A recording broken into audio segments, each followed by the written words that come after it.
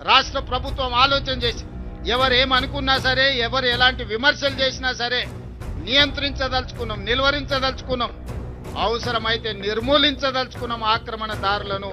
అందుకే ఈరోజు హైడ్రాన్ ఏర్పాటు చేసినాం.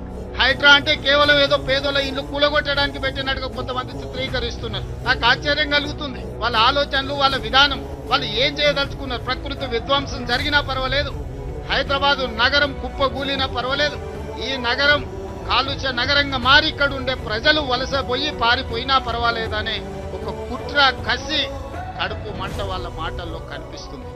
అందుకే ఈరోజు హైడ్రా అనేది కేవలం కూలగొట్టడానికి కాదు, నిర్మాణాలు చేయడానికి, ఆక్రమించుకున్న వాళ్ళని నియంత్రించడానికి ఎంత గొప్పవారైనా ఖచ్చితంగా చట్టం ముందు సమానులే అని నిరూపించడానికి ఈరోజు తీసుకొచ్చినాం.